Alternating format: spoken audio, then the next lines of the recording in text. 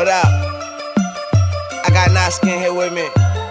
This ain't a diss song, but yeah, you know what it is. I'm a cheesehead, y'all niggas cheese whiz. Pittsburgh Steelers, that's nothing. That Super Bowl ring, that's nothing. Pull up in your town when you. That is Billy Turner an option to go out to right tackle, or would you rather not move like two positions around? No, we'll look at everything. Our goal is just to put our best five out there, and we'll go from there. And we'll take the week to figure that out. So Matt, you don't want to tell the Giants what you're doing, obviously.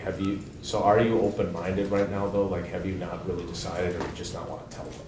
No, absolutely. We're like I said, we're gonna go through the week of practice and see what combination works the best. And you know, I also wouldn't rule Brian out at this point. So.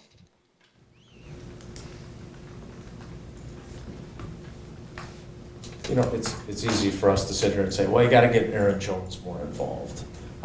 So when you look at ways that you maybe could have in the last 3 games that you didn't, or how you can apply it going forward, what are you kind of seeing as you formulate your thoughts on that? I think it's just more making sure that we make a concerted effort to have him involved in terms of, especially with some of the past concepts. You know, I still think it's good for us long term to make sure that we get both him and Jamal involved in our plan and have a little bit of a rotation there with those guys. But there are certain situations that definitely we want 33 in the game. Matt, along those lines, you talked about the need to keep him and preserve Aaron Jones throughout the course of the season. Now that he's gotten to this point and it's Thanksgiving week, basically, he's healthy and fresh, do you see a time when you might go with less of the two-back and have him more predominantly over Jamal's carries and opportunities? Yeah, potentially, but, you know, we have a lot of confidence in Jamal. And, you know, I think it's best for us right now to continue and have a 1-2 punch with those two guys. Who does Saquon Barkley remind you of when thinking of running backs in this league? Saquon Barkley. He's hard to compare to anybody. I mean, he's big, he's physical, he's elusive. It seems like he always makes the first guy miss. He can catch the ball out of the backfield. He can run routes.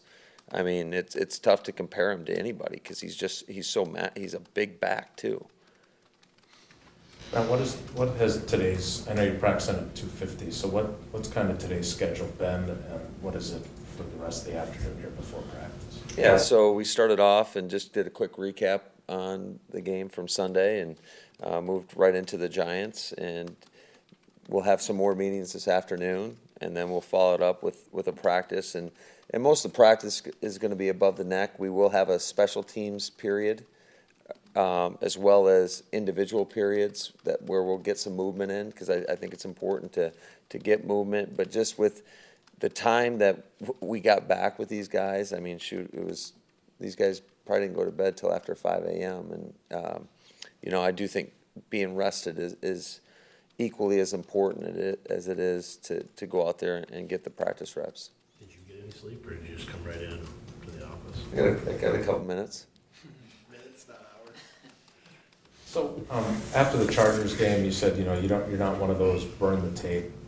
There's stuff to be learned from it. Is it more of a time thing this week that you didn't have a lot of time to review the film with the guys from the 49ers game? No, we definitely reviewed the tape. You know, you got to learn from it, and then you got to take what you learn and move forward. But certainly, every game, win, lose, draw, you want to watch the tape and take whatever you can out of it, because every opportunity out there on the grass is a learning experience. So what was your kind of overarching message to them then after you talked about the tape then? I just think where we lacked the other day, and again from a coaching standpoint as well, is just communication. We got to make sure that everybody's on the same page.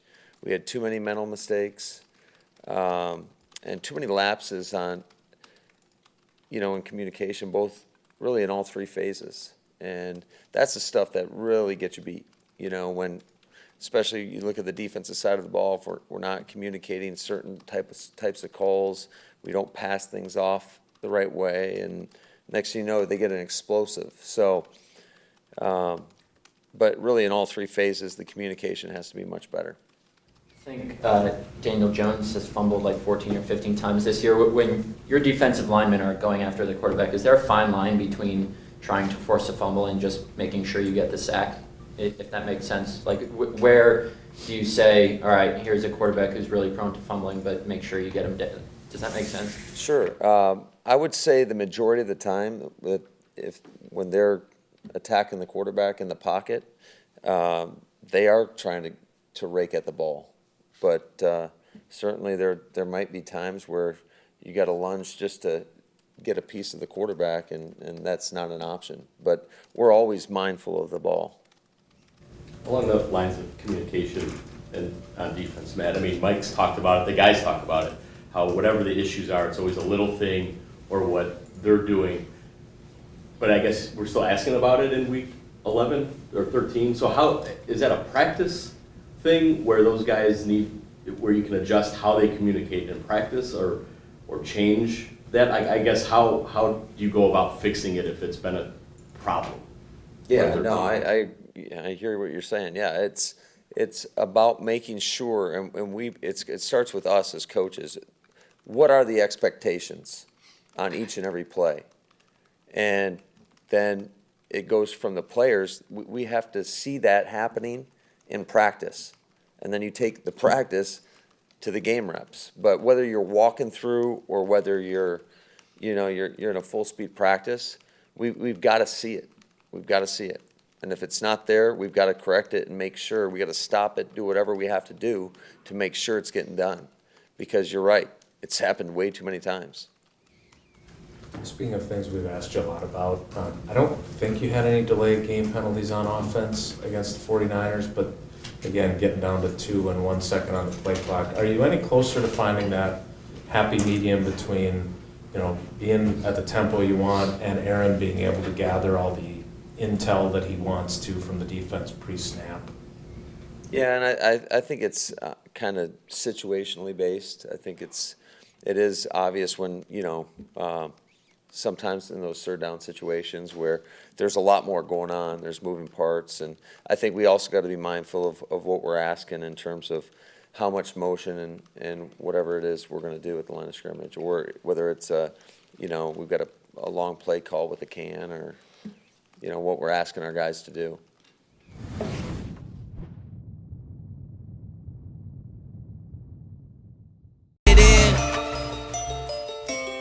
Oh yeah. Young Moolah, baby.